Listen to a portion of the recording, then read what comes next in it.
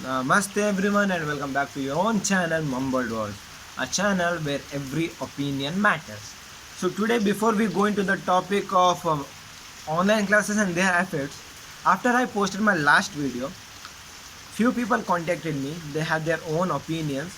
They had to say their own points which were very much worthy of being kept in this video and in front of you.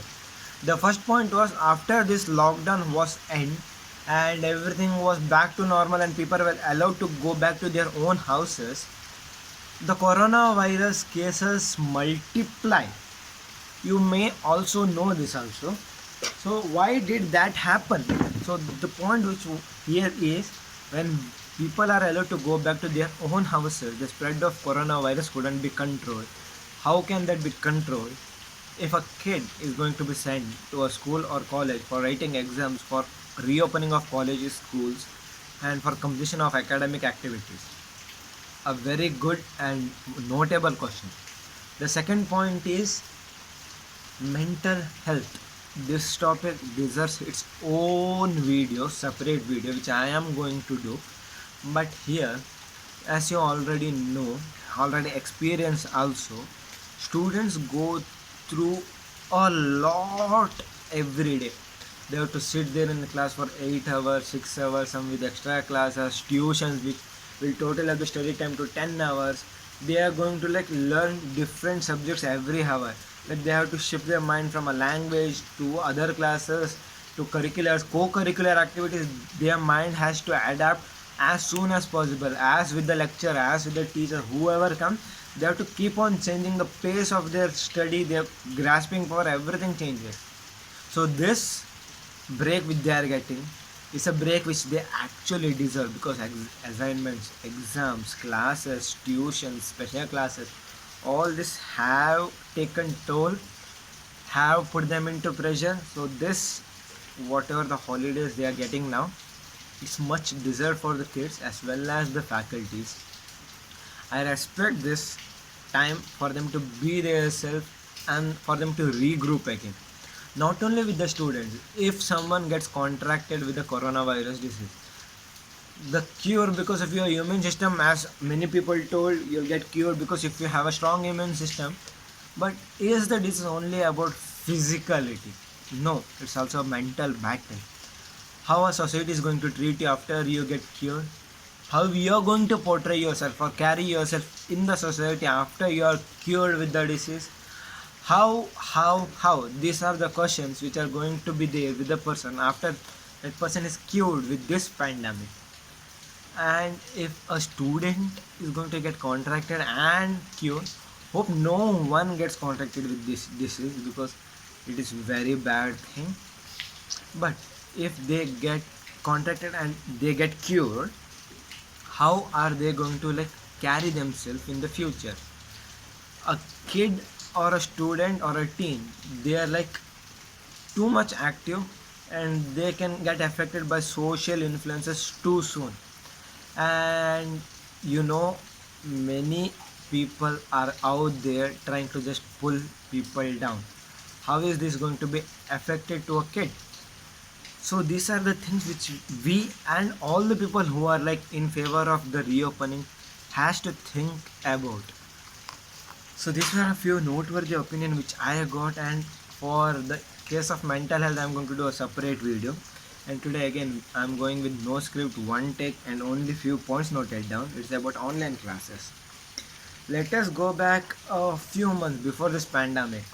What we were telling elders, teachers, parents, even a brother, elder brother or elder sister, they were telling that to a small person or a small kid, you are not supposed to use a mobile for a longer time. It is because it is going to affect your eyes, it is going to affect your brain, it is going to affect anything and everything. Go and tell someone elder in your house that you are having stomach pain. The blame on your mobile. Go and tell to someone that you are not feeling hungry, you don't have an appetite. Who is going to be getting blamed? Your mobile. Because all the problems arises from the mobile, right? Now, the same mobile is so much good, is so much worth holding for 8 hours a day. You're going to tell a small kid, hold a mobile for 8 hours a day and listen to a class, how are you going to do it? No, you can't, because a kid is meant to have fun. You can't prison them in the clutches of online classes. They can't like concentrate on 8 hours or forget 8 hours, a hour stretch of online classes, because they are not like system to do that. You can't force a kid to do that. Okay, the next point is about discipline and how to behave. When many people who have completed their studies or who are now studying, they were whatever they thought was a school is a place or a college is a place where we learn discipline, where we learn how to carry ourselves, where we learn how to speak, how to behave, and everything such kind. But now, as online classes are there, how are you going to tell a kid or a student how to behave, how to carry themselves? You can't, because 90% of the time video and audio both are going to be muted. I agree with this because there are very much noises in the household, but how are you going to teach them discipline or behavior, whatever it is? How? When the videos are paused, a kid might be sleeping, a kid might be doing whatever he wants. They might not be even like, even if the call is on, even if the videos are on, they might be having partial formals like uniform on the top and pajamas on the bottom. How are you going to teach them how to like carry themselves? This is not going to work like this, right? You can't. And many a times I've seen people are like, they do their classes, they tell, if you have any doubt, contact me. Okay, is this a YouTube or an online class? A YouTube is similar because they post a video, they ask the viewers to comment any doubts if they are having. We go and comment, and when that person finds time, they are going to come back, read our comment, and answer us. What is the difference between online classes and a YouTube video if this is the case where it is non-interactive? I don't find any like good things in this. A kid cannot be muted because if he is having a doubt, he has to speak there. He can't note down everything like in a proper manner and ask. He can't like, if a kid is having 10 doubts, he can't ask at a time. He might feel something. He might feel shy. He might not have the confidence to ask all the doubts at a time. He might miss some doubts because the pace of the class is so much. All this is happening. The next one and the huge matter is network issue. I don't know what I have to tell about the network issues, because not only me, many celebrities have tweeted, have posted about this regard. How do you cope up for a network problem? Who is to be blamed for me? Is it a problem of a kid, or is it a problem of the lecturer, or is it the problem of the colleges, or is it the problem of telecom operators? No one. Then why does a kid has to be suffering because of this network issue? There are many people who live in very much interior places where they are not having networks. How can you make them have an uninterrupted classes? If even I was listening to an online class with pause, with breakages in the sentences, I couldn't understand a sentence. Not only me, even the most intelligent guy or a girl of a class, even if they are having disturbance in a lesson, even they cannot understand it properly. What is the use of these online classes when they are not reaching each and every person? Forget network. Many people don't even have a mobile. Many people can't afford a mobile. What should they do? Should they suffer because of this network issue or because of not having a mobile?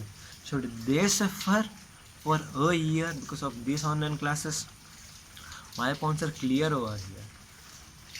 You can't like side group all those people and do your online classes. Each and every person matters. Just for the reason they are not having network or not having a mobile, you can't side group them. What is your remedies for them? How can you like give them a year of whatever they have lost back? That is the most important question here.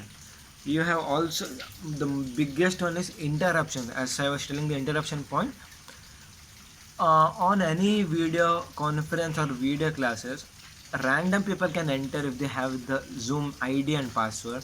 They can come and create a havoc in the class. and that one mistake of one person is going to destroy the whole class of every other kid. Who is to be blamed for this? Does that one kid get blamed? I don't think so. Why? Because they are having fun. You can blame them, but for all the other people, who is to be blamed?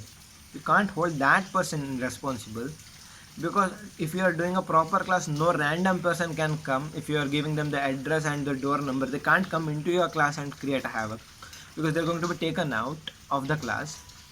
How is that only a reason of getting a disturbance?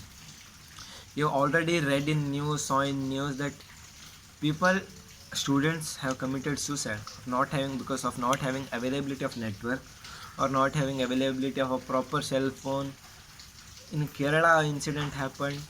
In many other places, these incidents are happening. So, what are the remedies out of these online classes? Online classes are not reaching a kid as much as it has to. A proper interactive classroom is 99% better than all these online classes. That 1% is because kids, all, they are going to have fun in both the places, online classes or classroom. But in other aspects, the reach or the interaction, or a teacher can have eye on each and every student in a classroom class. A teacher cannot look after all the kids whatever they are doing in a normal class. This is the point which I want to say. The online classes may be helpful for some extent, but you can't make it a daily routine. And for this, today I have seen many messages, many tweets about this thing of colleges are going to reopen.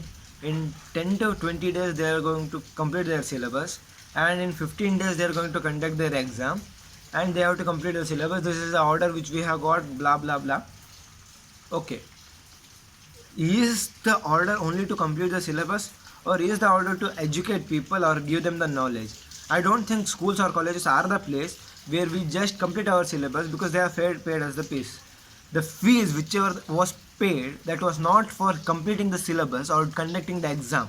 The fees which was paid, that was for knowledging or getting educated. So this is the thing which is going out of hand completely. So I want people who are in authority to understand completing syllabus or conducting exam is not that important than making a student understand for whatever they have paid. You have to knowledge them, you have to give them the education which they are like wanting to get and have come to get. You don't do this just for the sake of completing syllabus or completing a semester or a class. You can't just put students education into a risk. Just that's it. So today's video I'm going to end it over here itself. The next video I'm going to try to have a bit more coverage of these things or the updates of these all points. So until next time, keep smiling, keep shining, and keep sparkling. Stay home, stay safe. Jai Hind.